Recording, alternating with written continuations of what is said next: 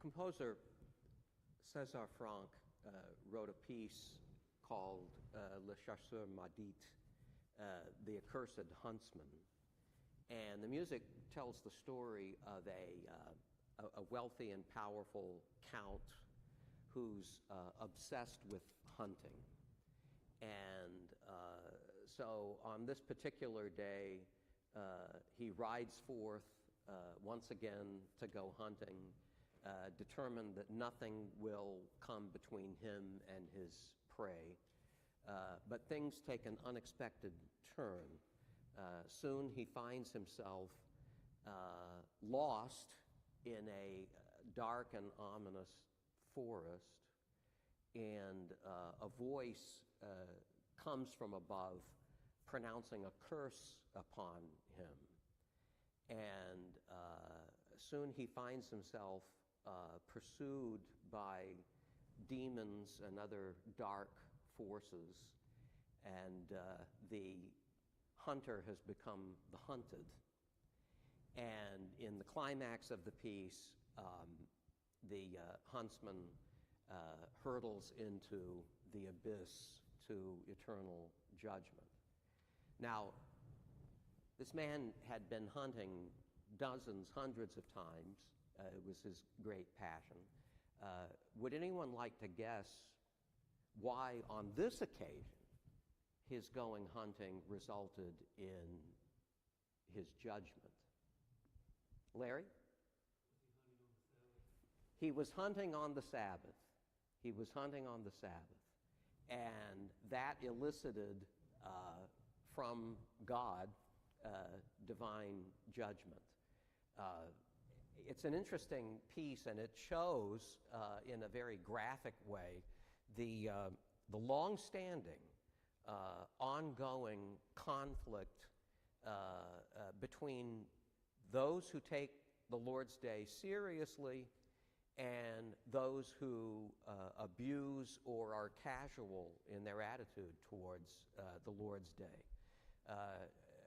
You might say it's one of the things that distinguish the seed of the woman and the seed of the serpent.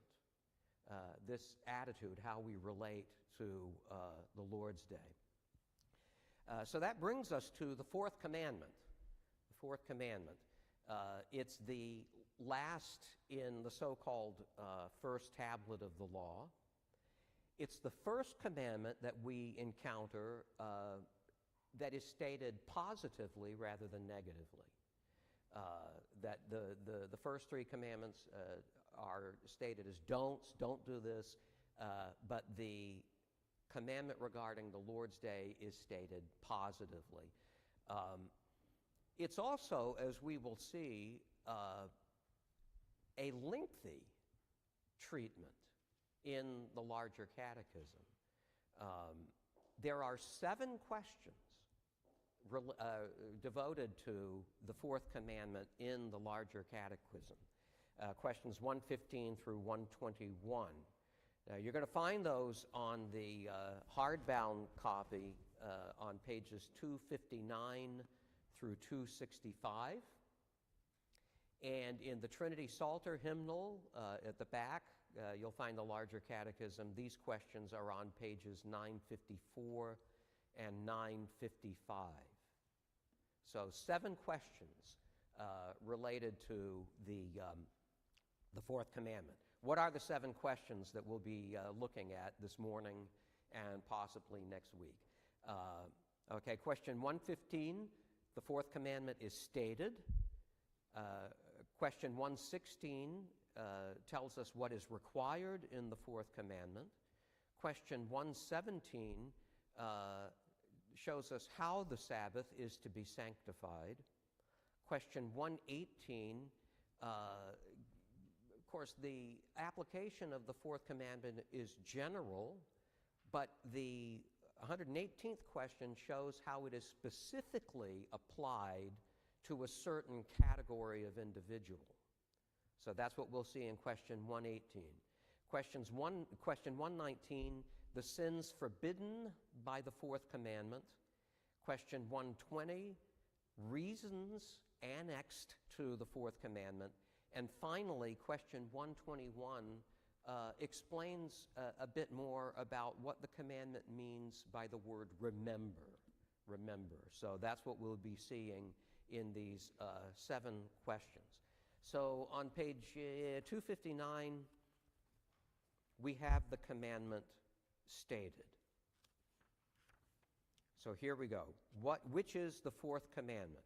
The fourth commandment is, remember the Sabbath day, to keep it holy. 6 days shalt thou labor, and do all thy work, but the 7th day is the Sabbath of the Lord thy God.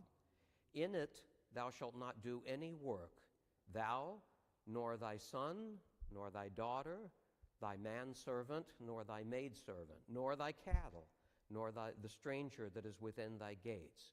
For in 6 days the Lord made heaven and earth, the sea, and all that is in them, and all that in them is, and rested the 7th day. Wherefore the Lord blessed the Sabbath day, and hallowed it. So the fourth is among the longer of the commandments. It's very full, very full. We see in this citation, which is from Exodus chapter 20, that the Sabbath mandate is rooted in God's work of creation. God created the world in 6 days, and on the 7th day he rested. When the commandments are restated in the book of Deuteronomy, it is a different grounding that is given. And you see that in Deuteronomy chapter 5, verses 12 through 15. And you can see that if you have the small hardback copy in the scripture texts, the proof texts that are at the bottom of the page. And there, the fourth commandment is not rooted in creation, it is rooted in redemption. So notice, and remember that thou wast a servant in the land of Egypt, and that the Lord thy God brought thee out thence through a mighty hand and by an outstretched arm. Therefore the Lord thy God commanded thee to keep the Sabbath day. So God's work of creation is the foundation for the fourth commandment in Exodus, and in Deuteronomy it's God's work of redemption, which is the fundamental underlying principle of the Sabbath. So creation and redemption. We'll look at that a bit more in a later question. Now, there are a lot of Sabbaths in the Scriptures. It's a concept that is throughout the Bible. There is for example, Exodus chapter 23, the Lord institutes a Sabbath year where every 7th year is a time of rest and restoration. The land is allowed to rest, to rejuvenate itself. So you've got a Sabbath year in Exodus 23. In the New Testament, we see about an eschatological Sabbath, a theological Sabbath, if you will. You read about that in the book of Hebrews. This Sabbath is anticipated in God's work of creation, where God does this mighty work over the space of 6 days, and on the 7th day he rests. He creates all that there is, and then he rests because he has accomplished his work. And then this Sabbath that is discussed in the book of Hebrews is secured by Christ through his redemptive work, through his redemptive ministry. Christ works in his earthly ministry, obeying the law perfectly and completely, and then gives up his life to be sacrificed on our behalf as a substitutionary atonement, and then rests from his redemptive work in the tomb. And from there, his Father resurrects him He ascends and he is seated at the right hand of God the Father now. And so he has provided in this work of redemption a Sabbath rest for his people, for the people of God.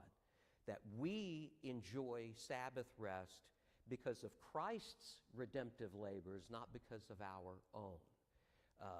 This shows, over against some schools of theology that you will encounter, the utter futility of anything that we do through works, through efforts, through whatever, to secure our redemption. Christ worked to secure our redemption and then rested. And so we are directed to rest in Christ. Not to work and then rest, but to rest in the finished work of Christ. That's the eschatological Sabbath. And Christ will return again, where we will permanently enter into our Sabbath rest. So we see various types of Sabbaths throughout scriptural revelation. But the Sabbath, of course, that is in view here in the fourth commandment is a day, a 24-hour day, one day out of 7. That is to be set aside, that is to be holy unto the Lord. So we go to question 160. Any questions or comments there about question 115? We're good? Question 116. What is required in the fourth commandment?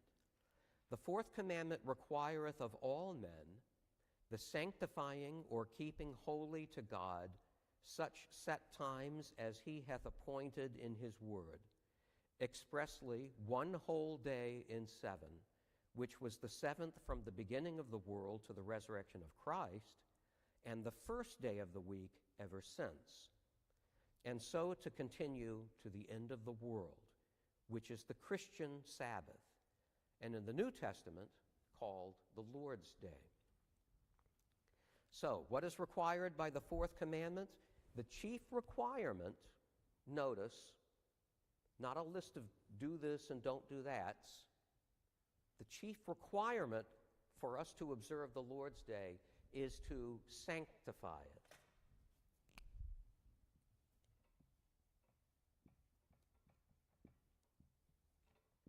Sanctify it, which is from the Latin root sanctus, which means holy. Holy. So you sanctify something by treating it as holy. The dictionary definition of sanctify is to set apart for sacred use or to consecrate. Set apart for sacred use. So to sanctify the Lord's Day is to set it apart for sacred use. Some of the comments here reflecting, I think fairly, the intent of this catechism may be somewhat controversial, but we can deal with it. We're grown-ups here, so just hear me out. Sanctifying the day is what is required in the fourth commandment. That means not the morning or the 2 hours that you're in church, but you're sanctifying the day which the Lord has set apart. The whole day. The whole day. So if you take your sanctification off when you take off your church clothes when you get home, are you really observing the Sabbath? Are you really sanctifying the Sabbath? These are questions. These are questions. I would suggest, as others have, that one of the values of being faithful in morning and evening worship is that those two worship services serve as guardrails to help us, not restrict us, but help us observe fully the sanctification of the Lord's Day. So that is the chief requirement, not you will do this, you won't do that, you can't do this, you can do that, but treating the Lord's Day as something set apart, as something that is holy. Sabbath keeping was a very important part, as you're probably aware, of Puritan piety and practice. So this was very important to them, and this is, I think, explains why there's such an emphasis on it in the larger catechism.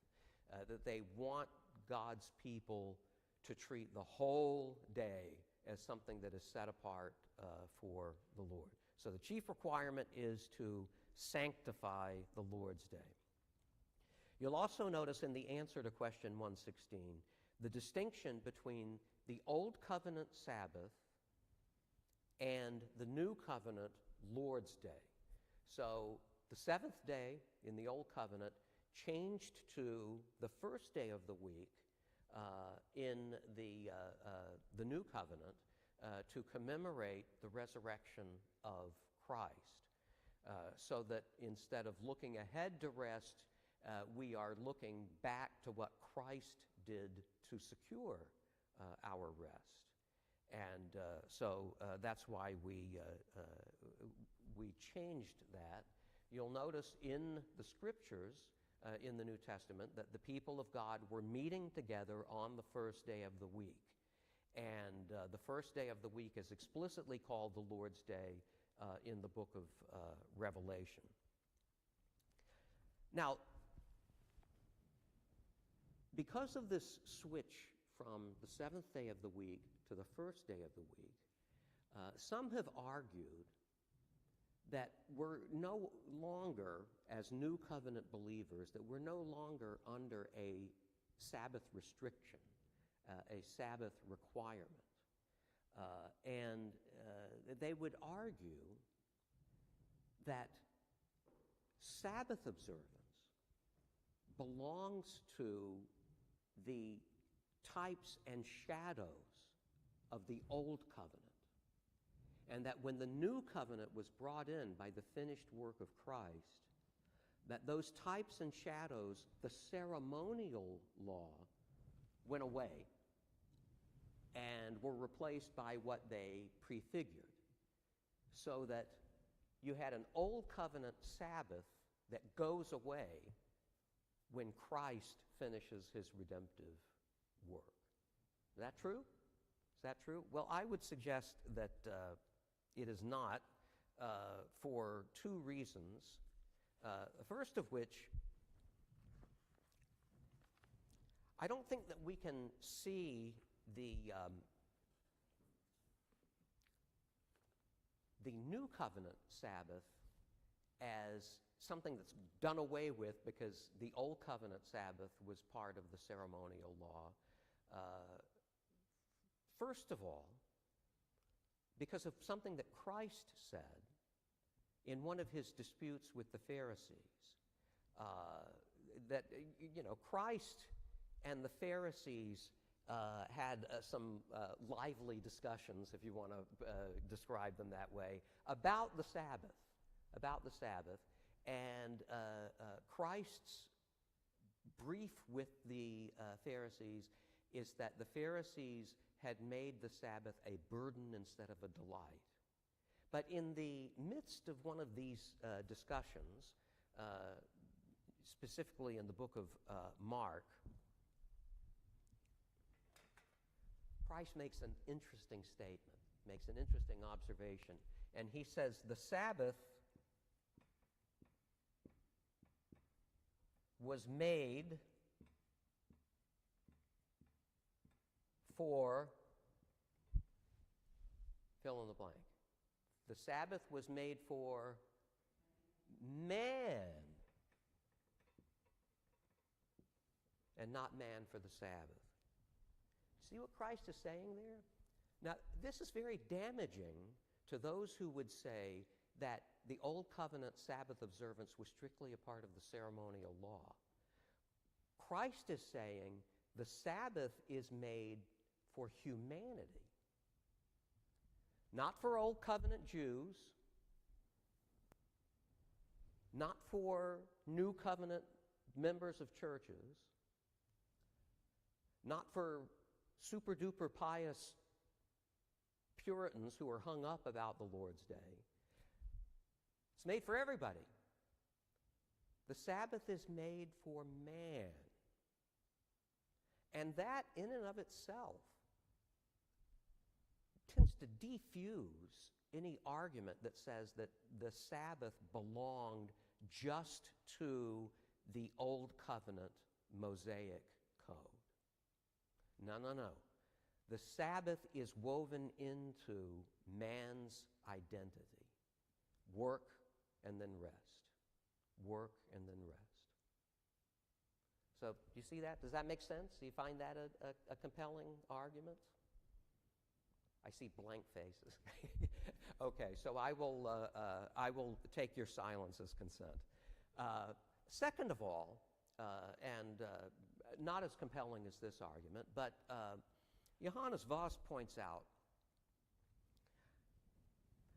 the Ten Commandments form a coherent whole. Now, we talked a little bit about this last week, that we can describe and discuss the Ten Commandments as the laws of God, but we can also refer to the law of God and not contradict ourselves. So that you've got individual laws which can be treated discreetly, but then you have a law of God that is an organic unity.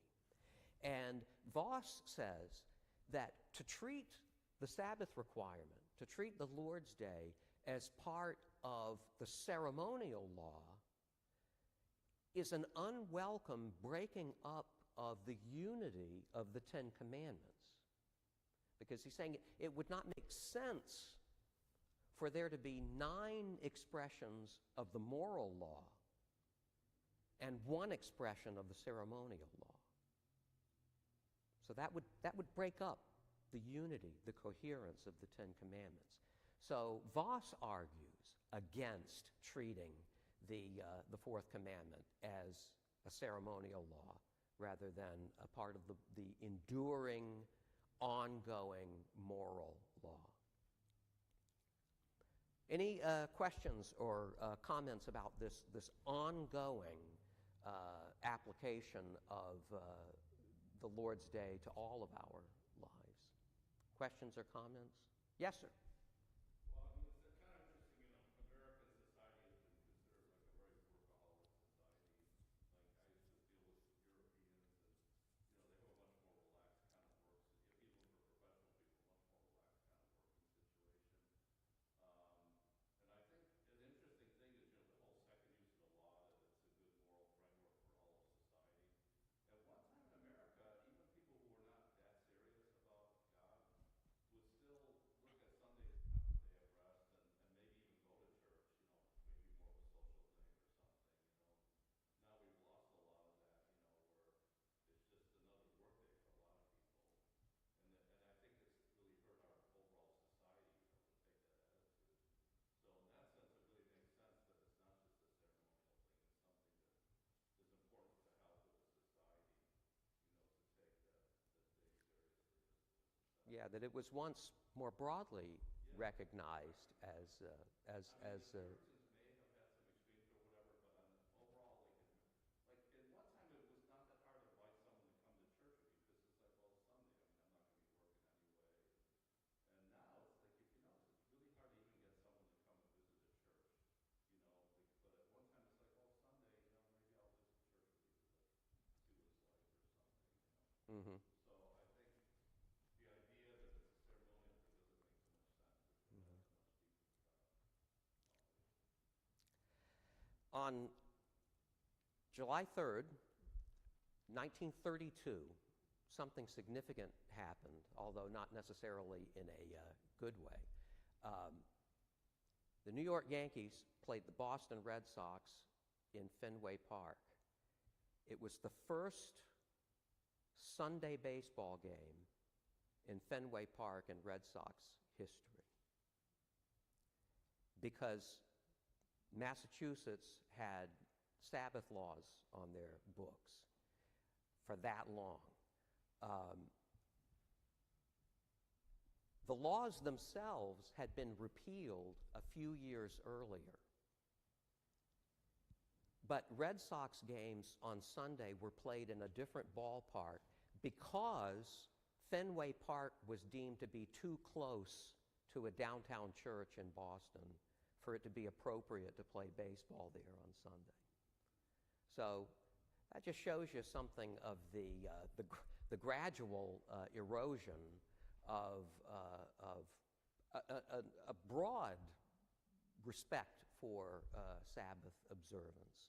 On the sports line, the whole idea of the National Football League, initially, people said, this will never work. You're not going to go play football games on Sunday. They didn't want to use Saturday because college football was so popular. But, it did work. Relatively, they're undermining it with Sabbath. Mm-hmm. Dave, did you have a question? I was going to say another reason that the fourth commandment can be a ceremonial law is because of the basis that the commandments are. It's based on creation and redemption. Creation hasn't changed, and our redemption hasn't changed. So Mm-hmm. The commandment should not be changed from moral law to ceremonial law. Yeah, nothing really has changed that would cause a repeal. The Sabbath was made for man.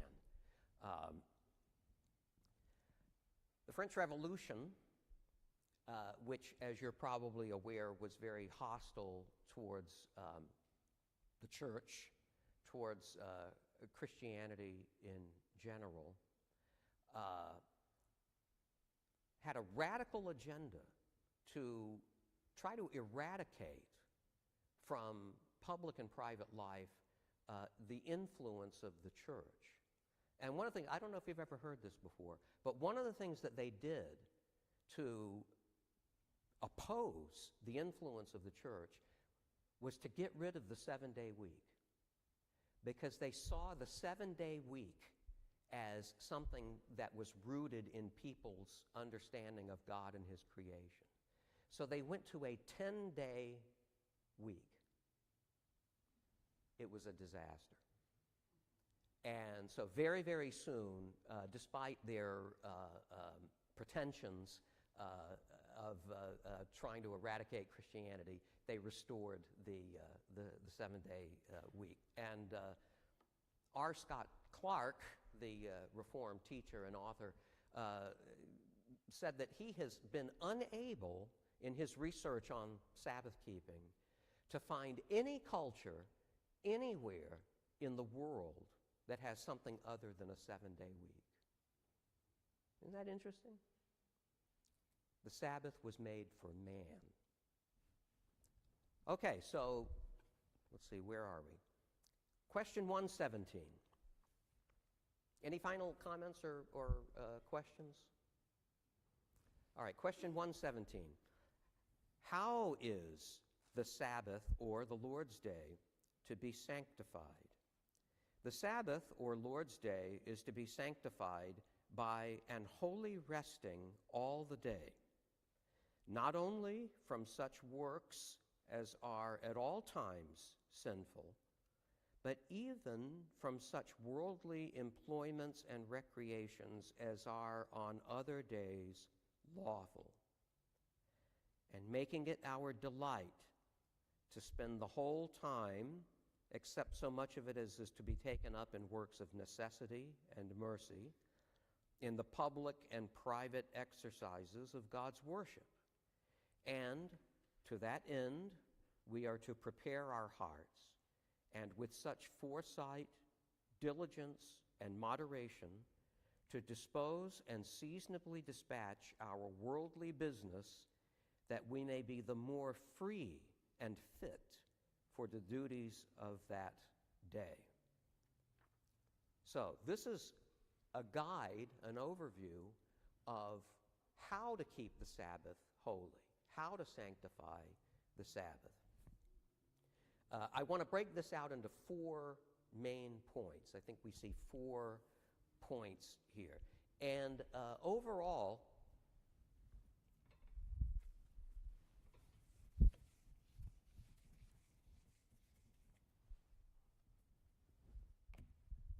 the principle that I want to get across here, that I think underlies all of these actions that are called out in this question is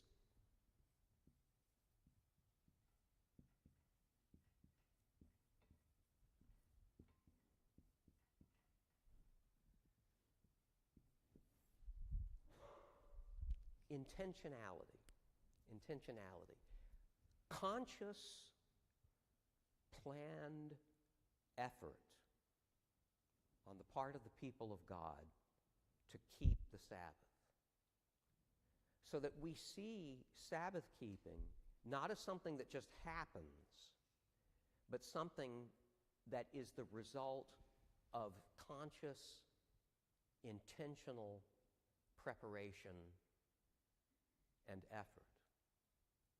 Now, I know that might seem somewhat oxymoronic to talk about effortful rest, but the point is that Sabbath keeping doesn't just happen, that it's something that we consciously pursue, that we consciously observe.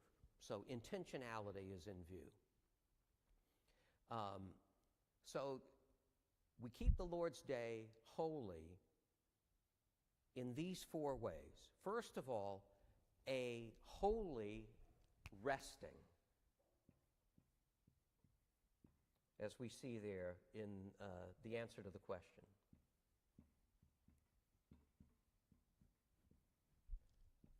Now, what is a holy resting?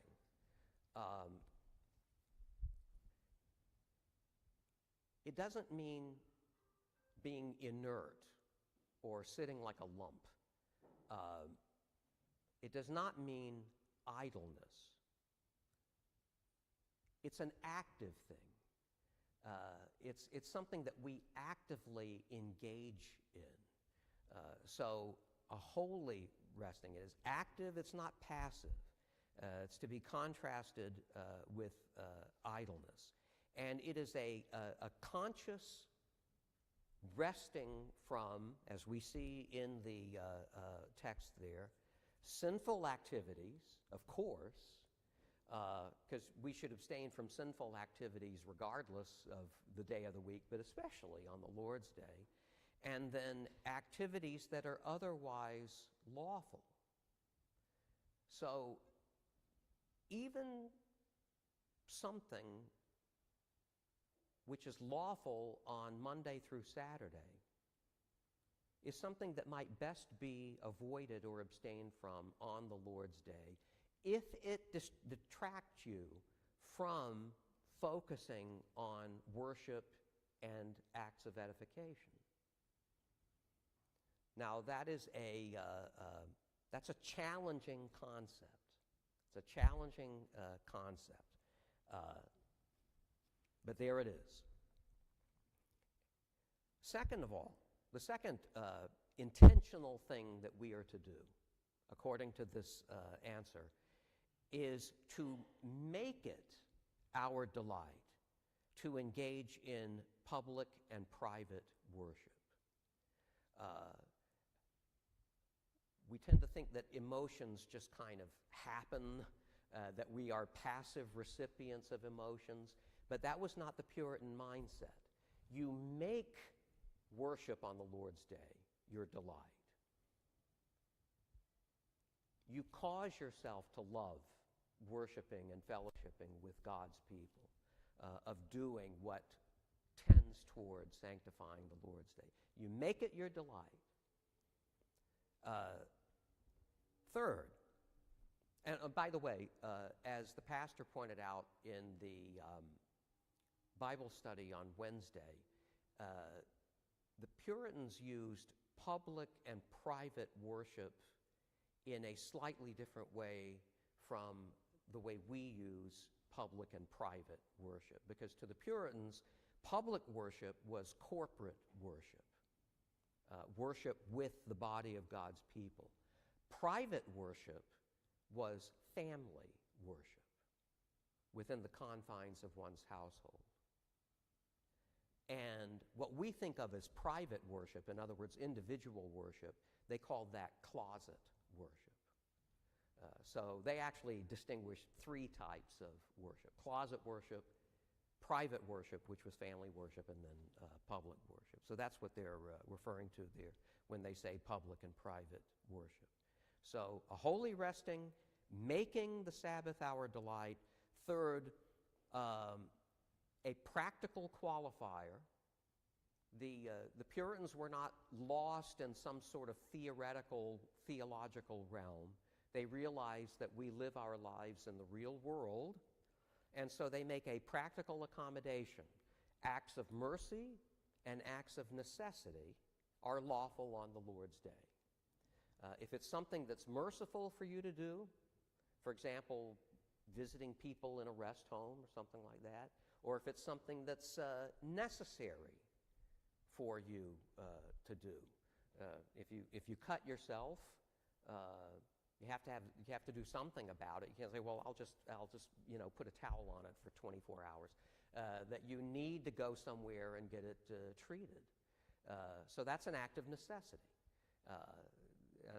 So those two practical considerations are embedded here in the text.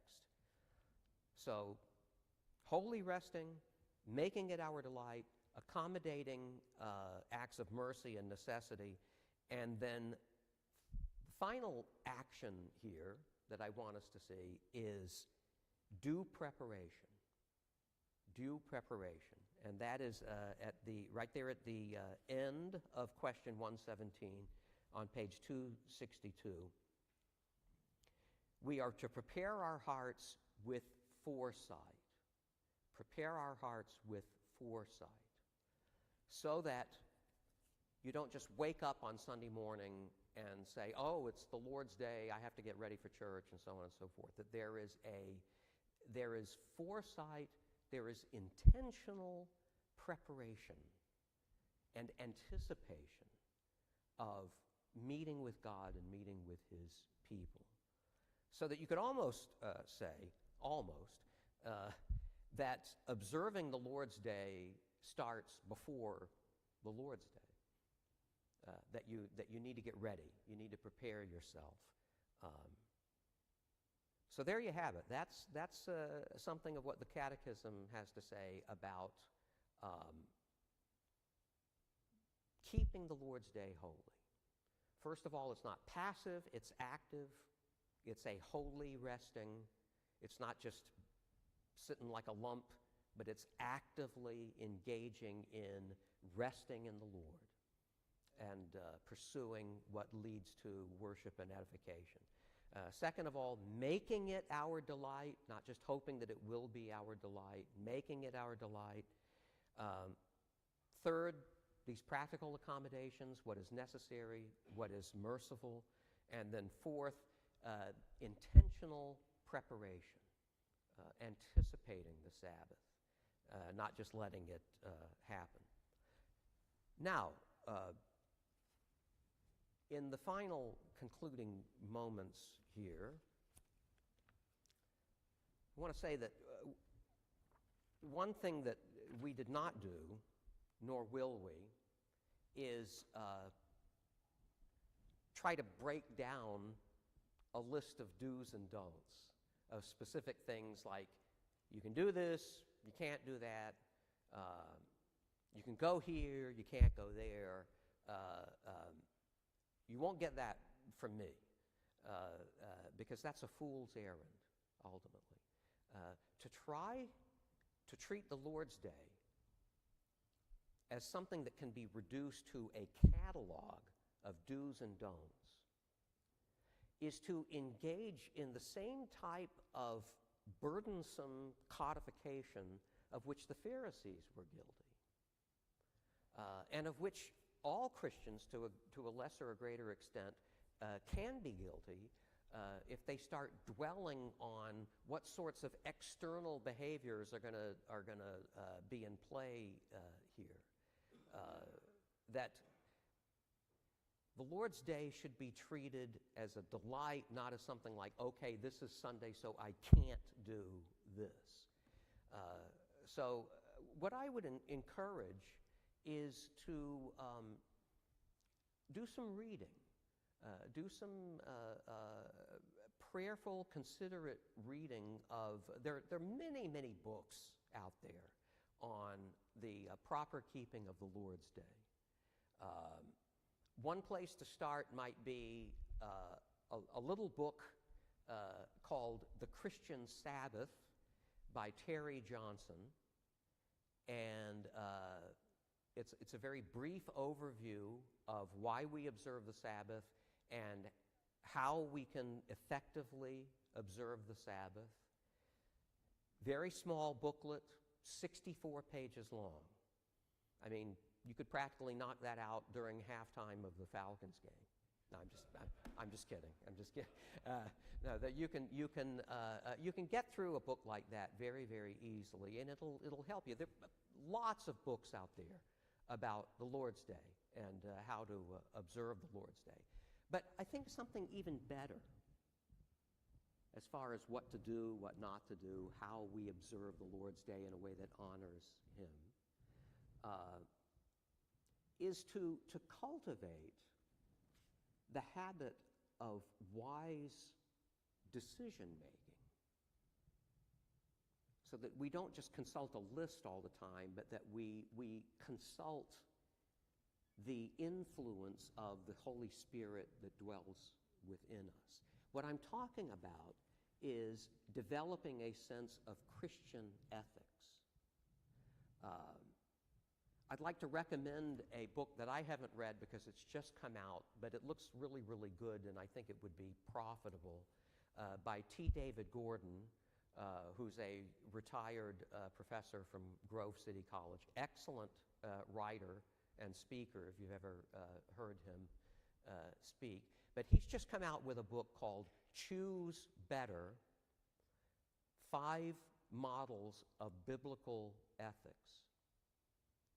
And again, the book is so new, I haven't gotten a copy of it yet, but he's been doing the Reformed podcast circuit, and he's been talking a lot about the book, and it sounds very, very useful.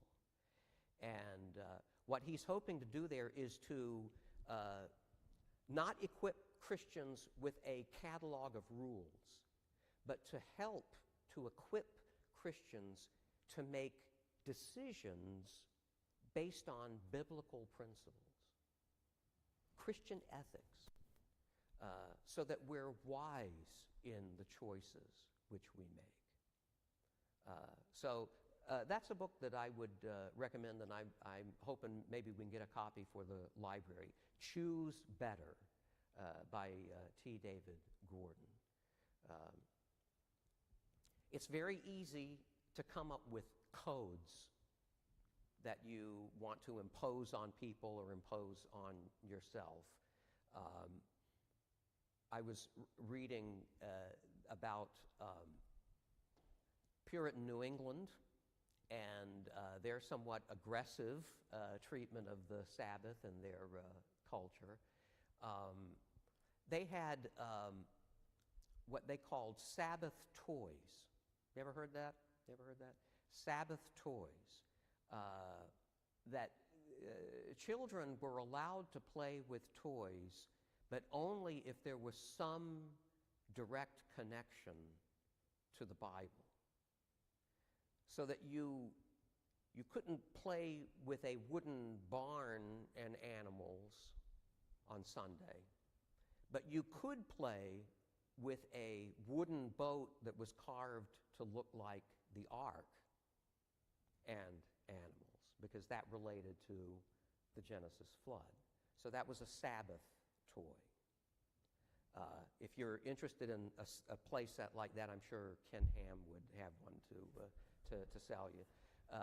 But that's the kind of thing that you can get into when you try to reduce everything to a code. You can play with this, but you can't play with that because it's not directly related to a Bible story or a Bible concept. But the proper observance of the Sabbath, I think, should be something more organic than that, more something that comes from within, from our desire to honor the Lord and to fellowship with the Lord, and not so much as a rule of behavior that is imposed on us. So, we got through 3 questions this time.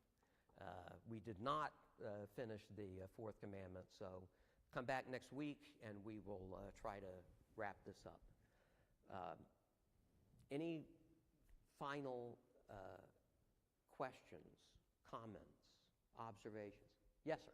Yeah, and I just kind of think, like, as far as like whether or not to take this as seriously as the larger catechism calls us to, I think about in the Old Testament, like if you want to know what God takes seriously, is what did he put the death penalty on? And like so for the civil law in Israel, the death penalty was on murder, and the death penalty was also on Sabbath breaking. Mm-hmm. So that I'm sitting here thinking to myself, do I take firearm safety as seriously as I take the protection of the Sabbath? I think that that's kind of like how seriously we should take this and approach it, our preparations and our worship. That's a sobering observation. When we were discussing the third commandment, we looked at an account from the books of Moses about a blasphemer who was put to death. There is a similar account for a person who was violating the Sabbath, who was put to death under the judgment of God. So that's I think it's safe to say that perhaps God takes the Sabbath more seriously than we allow ourselves to take it. Okay, so summer is over, and the first hints of fall are beginning to appear, and this Sunday school class drags on. So I appreciate your patience, but there is so much here. I hope that you can see how densely packed this larger catechism is, and so I think that we profit from a careful consideration of its content. All right, thank you for your attentiveness, and let's go have coffee. Dave, could I ask you to close us in prayer, please?